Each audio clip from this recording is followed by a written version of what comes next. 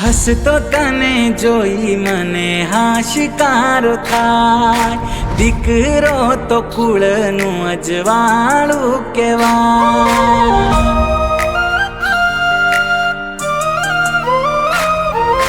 હસતો તને જોઈ મને હાશિકારો થાય, દીકરો તો કુળનું અજવાળું કહેવાય। તને જોઈ રોજ